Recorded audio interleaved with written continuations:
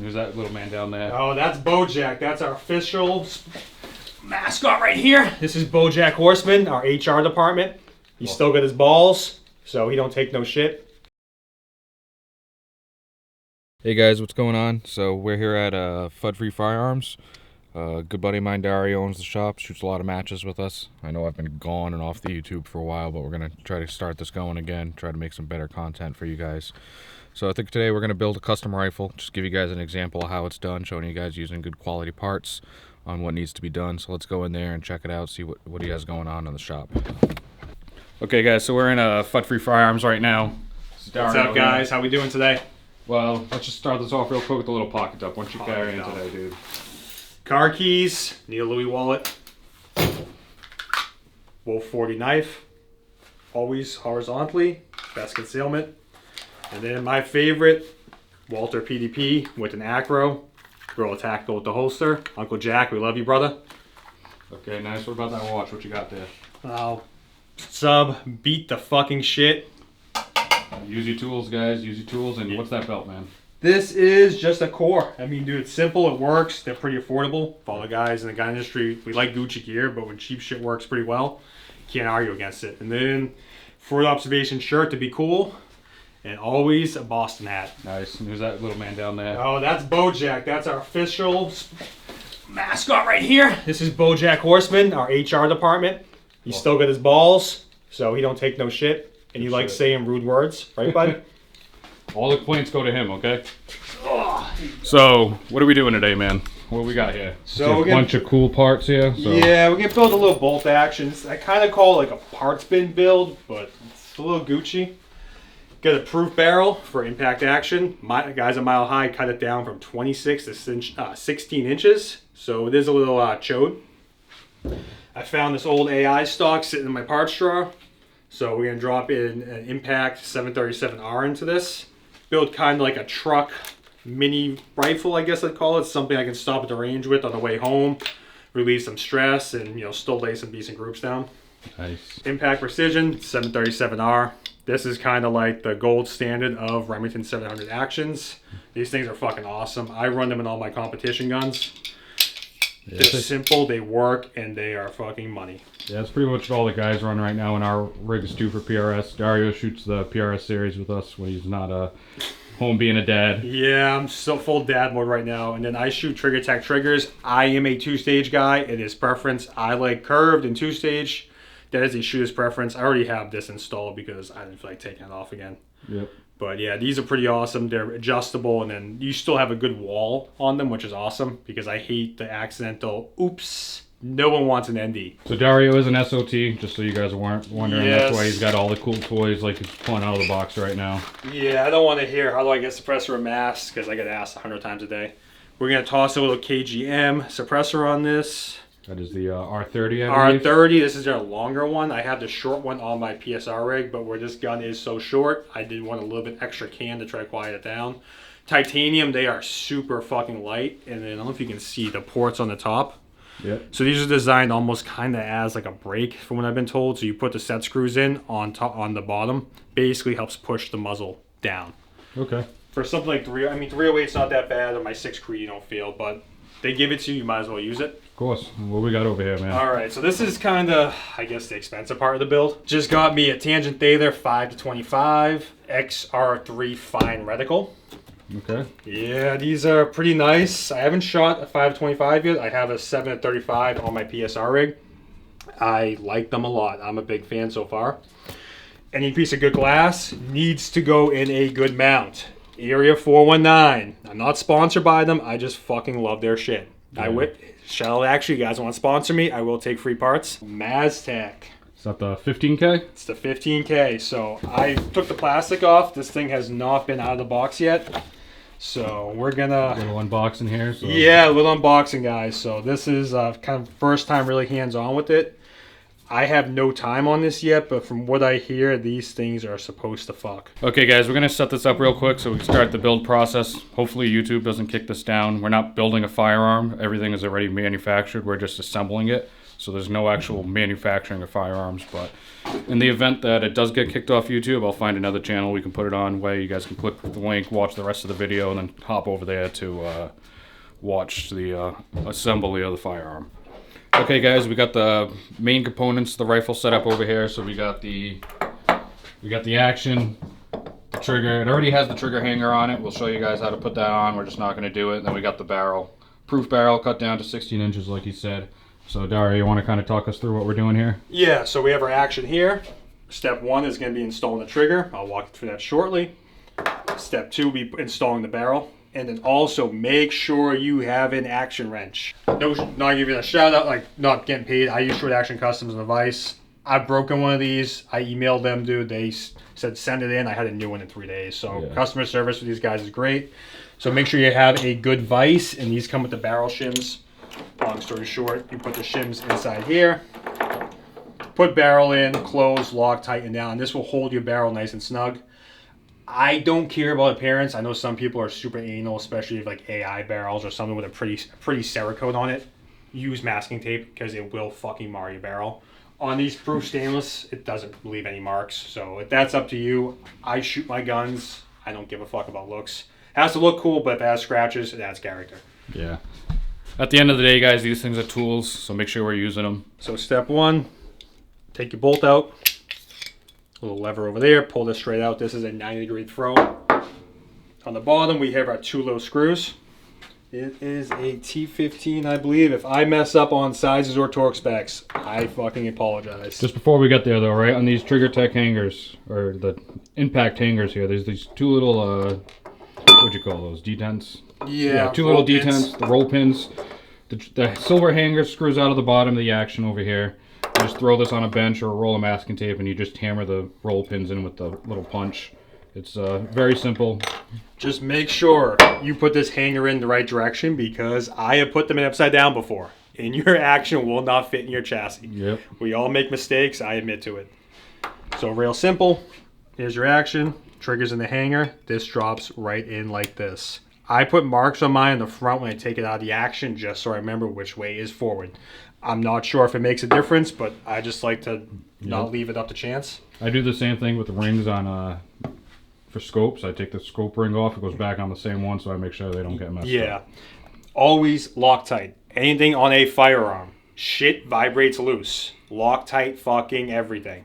Because you don't want your gun falling apart mid-match. I have seen it. Somebody else here has had the gun walk off during a match. I'm not going to say who. Yep. So Loctite, little dab. People like to over Loctite things, and on my side, when I take them apart, I hate my life. So a little bit on the threads, I always go like this, kind of walk them against each other, get Loctite on both. Screws go in here. I hand tight everything first before you put any like real torque tools on them. Nice and snug. I always, kind of do bolts snug like this before I put a ratchet on or anything with actual like pressure. So these are nice. I'm going to grab our little torque wrench. These are 8-inch pounds, I believe. Remember, guys, to a little torque wrench tool, never loosen screws with a torque wrench. You will break your torque wrench. Only use it to tighten and use it just to snug.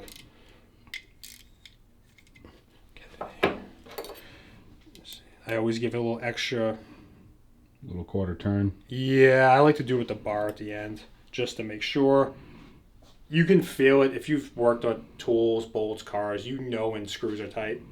Don't ugga-dugger it. We don't want no Polish Loctite.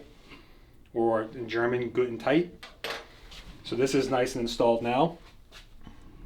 Yep, very nice. Next thing we're going to do is the barrel. So take our barrel, put it in our little vise. I got to find the right size. Yeah, these shims have a little like rib in them. That keeps it locked in the vise. Okay. So definitely, there's a bunch of different vices. This is the only one I've actually spent time on. I've seen some cool ones online. I just haven't had a chance, and honestly, they are kind of pricey. Which, like, if you're not in the industry, it's a lot of money for something that you don't use very often. So the alternative to this, what we're doing right now, mounting the barrel, you can get barreled actions where the action already comes with the barrel installed. You just pick the barrel you want, the length and the caliber, and it's already threaded onto the action, torqued down to spec. And essentially it's a drop-in. You just drop it in a chassis, you throw a trigger on it, and you're good to go. Yeah, guys like Altus and Mile High, they always have barreled actions, and they will install it for you. Those guys are some of the best, so definitely don't be afraid of getting it in from them. That is already pre-torqued. I always give a little feel, make sure. Now we have the stupid rubber cap to protect your threads, and they are a bitch to get off, so you guys can watch me struggle. Come on. Okay, we're back, guys. We got that cap off. We grabbed some Never Seas right here. You guys are going to want that for the action. Yeah, so when it comes to barrels and actions, do not use fucking Loctite. Please do not use Loctite. Little Never Seas on threads. It makes it easier to come off. So don't get put a ton on, just a little bit, just enough so like it kind of doesn't seize in there, because I've had barrels that don't like to come out, and then you start seeing me jumping on a pry bar, which isn't fun. Action's real simple. Hand threads on, be nice and gentle. These impacts go together really good. It's super smooth. Your recoil lug's already built in, so there's none of that timing and that fun stuff that I don't know how to do, honestly. Yeah, so these are pre-fit barrels, correct? Yes, all pre-fit. Proof barrels are pre-fit for impacts builds. They are perfect. I've never seen an issue with them. Okay, this is threaded on, nice and hand tight. We're gonna grab your wrench. Sorry. You're gonna go in. There we go. Make sure that's all the way in. You don't want to have it like this because you probably can damage stuff. Gonna grab our torque wrench. Set it to, I think it's 85 foot-pounds. Or if you want to go Larry approach, hand tight. Yeah, long range Larry swears by just hand tightening it, giving it a little crank with your hand, and then the only torque it gets is when he throws a muzzle device down on the end. But yeah, Larry's a different kind of person. He can take a gun that shoots 5 MOA for anyone else and make it shoot a half a minute. Yeah, that man has skills. So just torque it till it clicks. You hear it clicking, that means the barrel's torqued down. Yep. And you're good to go. Always make sure when you're done your torque wrench, spin it loose. You can damage your tools like that. A little dad advice, I guess. Yeah. So as you can see on the stainless, little mar, but I mean, it's up to you guys. This is a gun for me. I don't care. If this was a customer's gun, could be used masking tape, but it wipes clean. That's why you get stainless steel. And like also, I'm going to point out, just because usually we don't care about it because we shoot our guns, but some people make a big deal about this little proof logo being in line.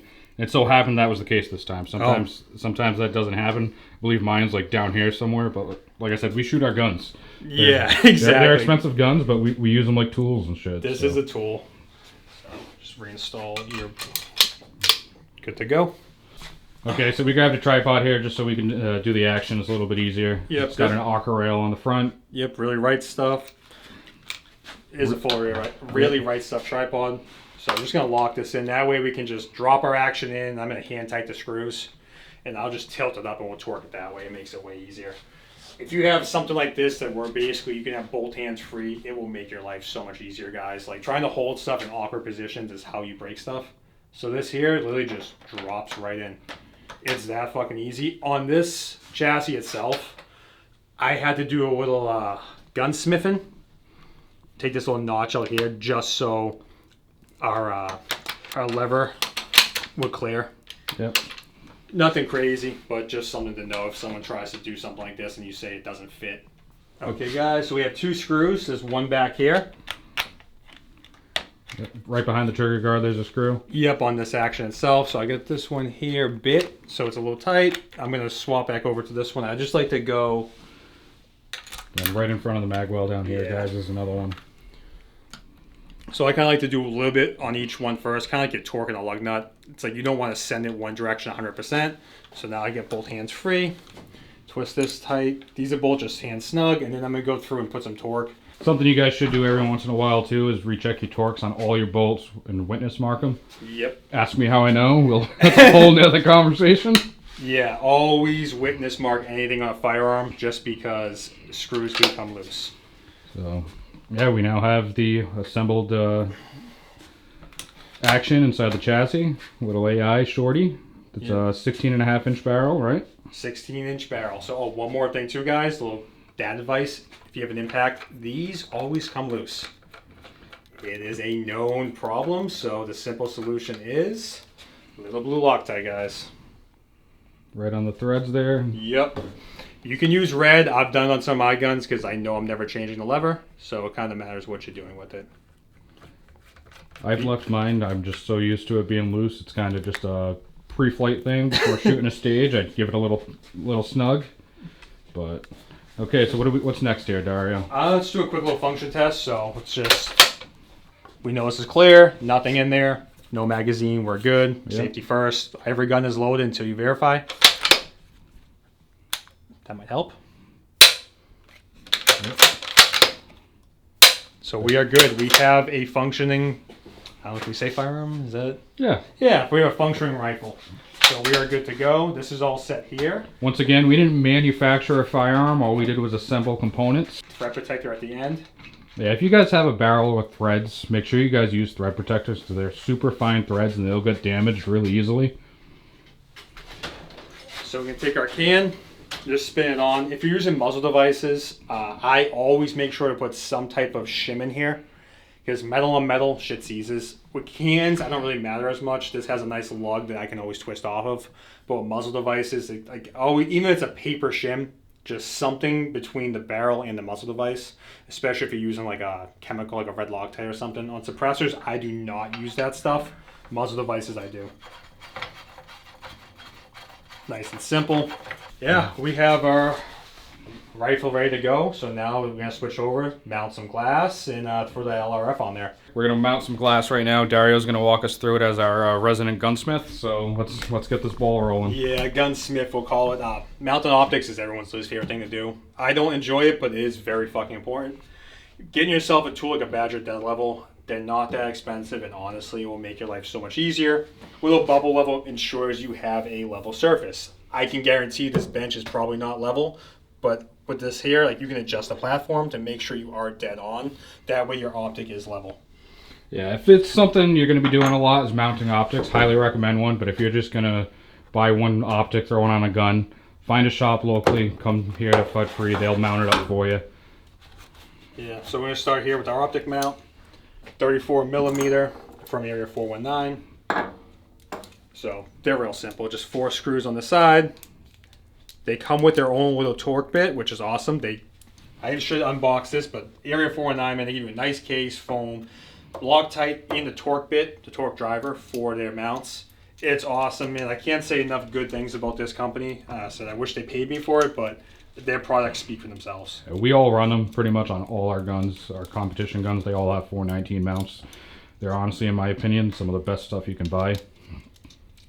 Yeah, so I always just take these off first, make it nice and easy. There's 4 screws. They come out of the box with no Loctite on them. I know some companies like Badger will give you pre-Loctited screws. 419 doesn't, so make sure you do put your Loctite on. I don't know if you can see it, but I always forget torque specs. They are nice enough to give you the torque specs. Nice thing about the 419 that the like Badger doesn't have, for instance, is these little indexing lugs right there for the scope rings. Allows you to have that equal distance on both sides of the scope caps. So we're going to put this on here. This is basically just a regular pick mount. Okay, make sure that's flush. I always hand tight everything, and then I'll go through with a ratchet and just get secure it. You want to make sure your mount is actually tight, because if you start torquing and leveling and stuff's moving, you will get an unbalanced scope.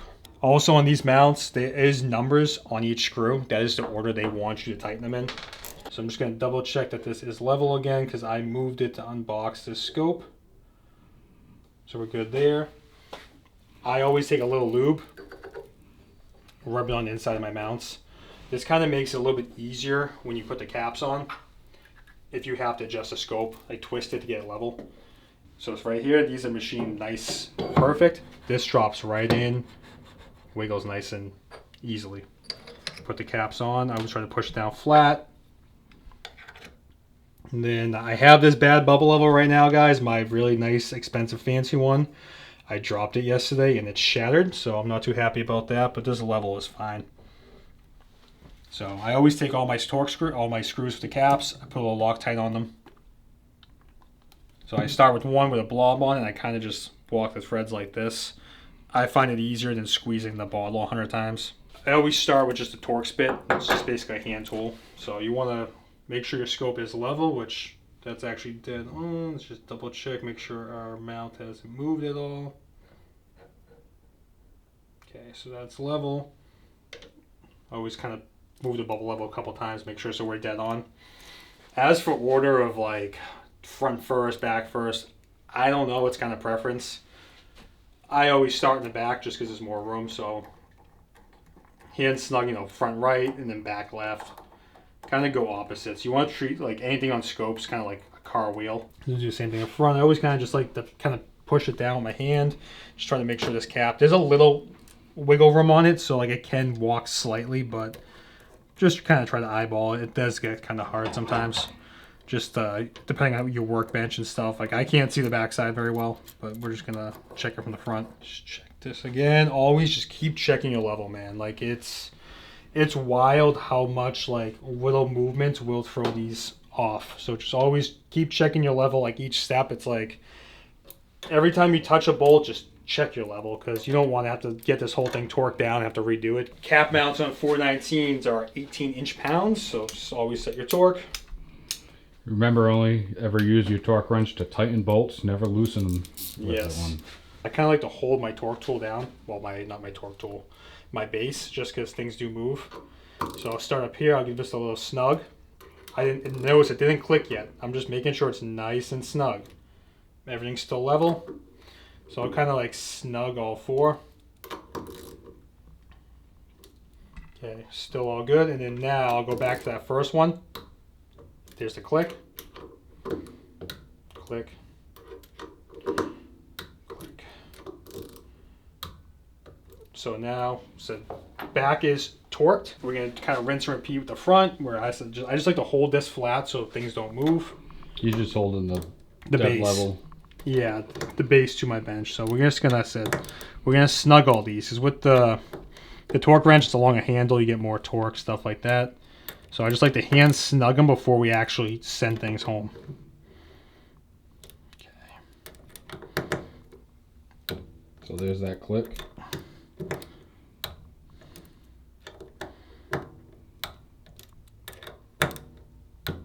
Okay, let's check this. How's our gap look? Good. So we're all good there. Once everything's torqued down, obviously double check, make sure you're level. We're still spot on. After everything's all torqued, I always just kind of go through just for like mental health check. Is just kind of make sure everything's still torqued. Paint pen, these are awesome. They're cheap as fuck. It comes right off of rubbing alcohol, so don't get worried about like marking up your expensive gear. I always just do little witness marks. So this is good here. So before a competition, you go to the range, you do anything. So those little red marks there you now see on the Optic mount. Basically, if those don't line up, something came loose. So like I've been to a million classes where you see people and they're shooting okay, then they start shooting really bad and they can't hit shit. And you'll walk over and you'll see their optic and they'll be wiggling. So stuff does come loose. Guns recoil, they have heat, they vibrate. Stuff comes out, so Loctite and witness marks will be your best friend. Because it's nothing's worse than, you know, spending all that money for an expensive class and your gear goes down. So it's always, I recommend good gear and then obviously do things that prevent issues. So last thing I'm going to do while this is still in here, take this front top cap off. One of the reasons I do love 419 is how modular the stuff is. Mounts like Badgers and stuff like that, if I wanted to put a diving board on, I would have had to buy an extra piece and then install that in the front while I was mounting my optic. So if you want to add a diving board after, you have to take your optic out and remount it. It's kind of not the funnest thing to do. So these are really simple. Really just, here, we'll show that. So they have this little system here. It's like 2 nipples. And then this really just drops right on. You do the same thing as before, where you tighten one slightly and kind of keep walking back and forth.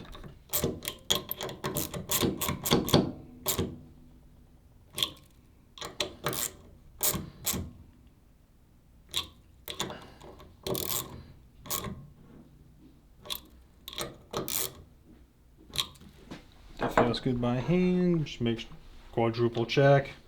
Still dead level, so we're good. So now I'll just hold this up for you guys. Tangent data 5 to 25 in a 419 mount with diving board. Okay, so we got that optic all mounted, guys. So it helps if I look at the camera. Yeah, so the optic's all mounted. Dario's just taking it off to a dead level. We got the rifle set back up over here. We're going to show you guys how to mount that now on the rifle, and then we'll mount the Maztec after it's on the rifle.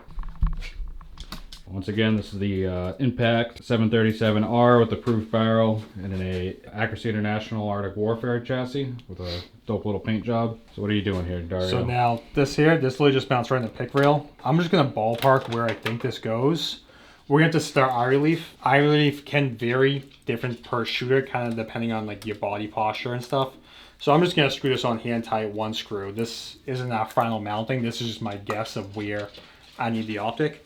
When I set eye relief, I was told by someone smarter than me, always set eye relief in the position you're going to shoot from the most, which is usually off a barrier or somewhere it's supported. If you set eye relief off the ground, it's going to be different than kind of real world. The thought process on that, from what I've been told, is if you're laying down prone to take a shot, you have more time to kind of adjust your body to get perfect eye box, where if you're shooting off a prop, it has to be perfect every single time. So obviously firearms clear, kind of get on the rifle and check it. So when you do eye relief, always make sure max zoom. So you're not looking for clarity, you're not doing it as stuff. All you want is when you get on the rifle, that your view through the optic is perfect every time. If you move your head back or forward, you should start seeing scope shadow. That's that black ring you see around the scope that's kind of floating and moves around when you move your head. Yep, I'm just gonna take my hat off because I hate shooting with hats on. But yeah, right here, I got lucky. I kind of have like a natural eye for it, but this is good eye relief for someone like me. But depending on body posture, if I sat closer in like this, the scope would have to move forward. Or if I kept my head farther back, it would have to go back. Yeah, we kind of have shot enough rifles and built enough rifles and mounted enough scopes on rifles where for us, we know where the optic needs to be on the pick rail already. So it's one of those things you get a habit from shooting enough and building enough rifles. Actually, Mateo, come here. We're going to show you guys Mateo. He is our pine-sized Marine. He's going to give you guys a little pointer that was taught to him in the Marine Corps. It's Mateo. What's up? Real quick though, before you do anything, what are you carrying? Glock 19 Gen 5. Okay, where's your little 22 Derringer you had? Ooh, that's in a prison pocket. Yeah, okay, we'll pull that out for later. All right, come over here. So we're kind of explaining people about how to set up. Don't want to flag Zach. Kind of how to set eye relief. I know you do that, like that trick. If you want to give people a little demo on camera. I'm gonna need a milk crate. Yeah, like I said, he's our miniature Marine. But what I usually do is if I'm right in the stock, I look over right to my right, roll my head over, and then right where my cheek fat sits, usually that's good to go for me. That's how the military is taught. I know there's better ways to do shit, but for me personally, I've done that every single time, and it works great for me. So I guess find what works best for you, but as an easy trick, it works for a lot of people. Thank you. Yeah, so that's for more of a cheek rest. Some guys prefer to do a low chin weld on the rifle stock. That's what I do. The reason for that is if you're using your cheek and you're shooting off like barricades or on a bag, you tend to put more downward pressure on the rifle, which now induces a greater wobble zone versus using a low chin rest. It's shooter preference really at the end of the day though. Some people like that more traditional high cheek weld. I use more of a low chin weld. I'm actually moving this up one. I'm going to check this because always double check, man. If your firearm is not comfortable for you to shoot, you're going to have issues. You don't want to have to fight the gun to take a shot. Yeah, so I ended up moving this forward one, and honestly, it is more comfortable for me. So yeah, always try it. Move your head back and forth, you know? Like I can still see a full picture here, and I can still see back here.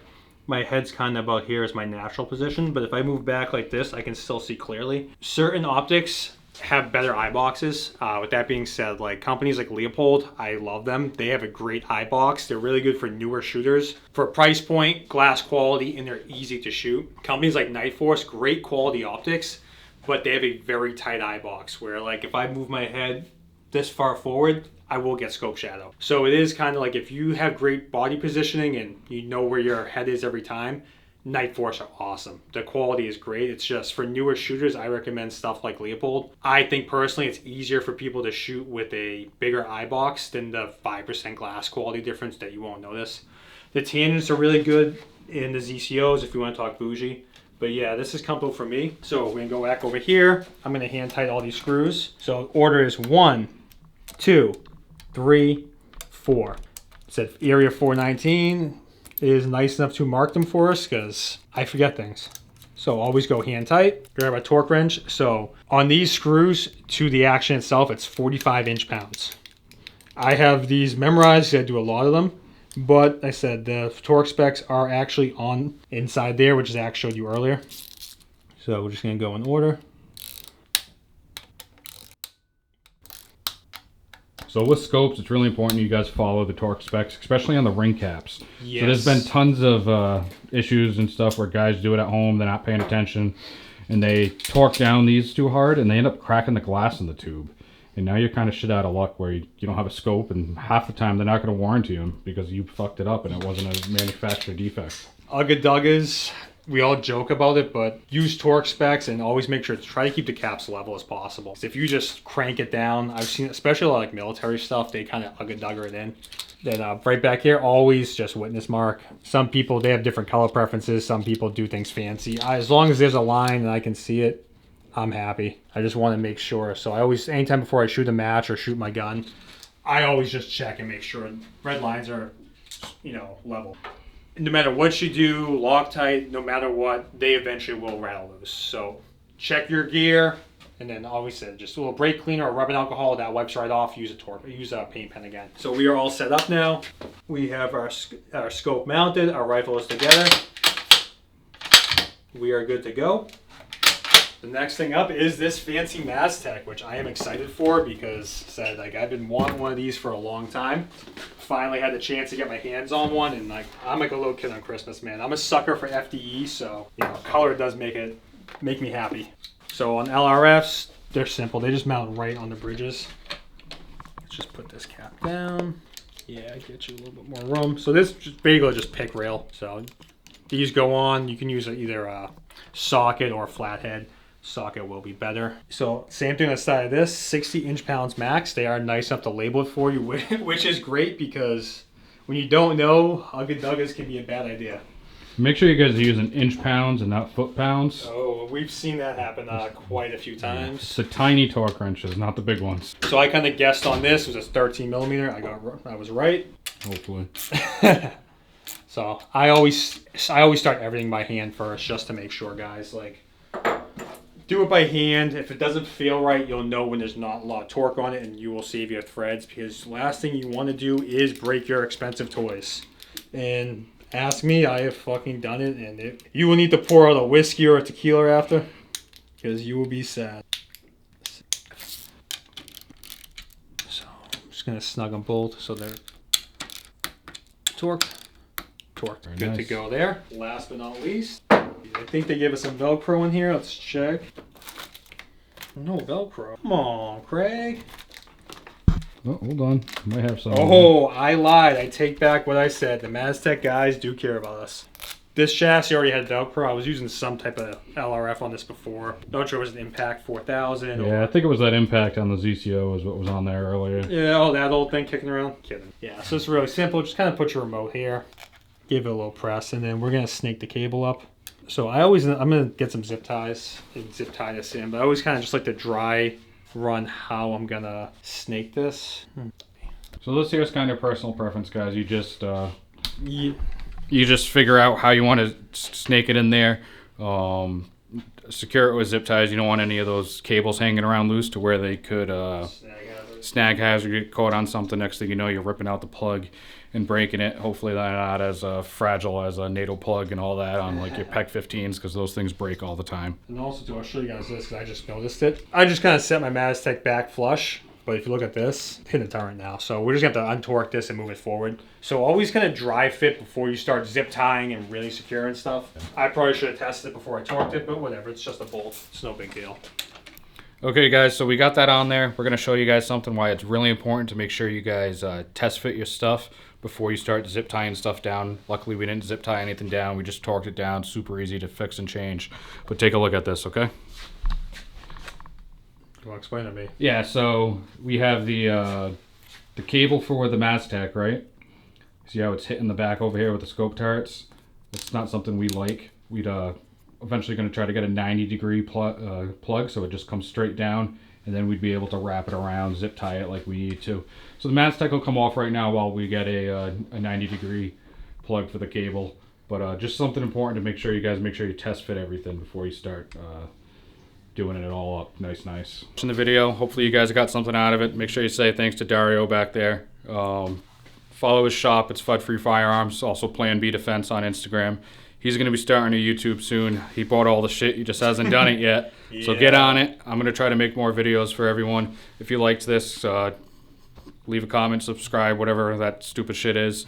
Make sure you tear Dario apart in the comments for fucking something up while assembling this. I definitely did something wrong, guys. So I expect all those keyboard warriors, those fucking Reddit trolls who don't leave their basements, to say I mistorqued something, I did something wrong, or I called apart the wrong thing.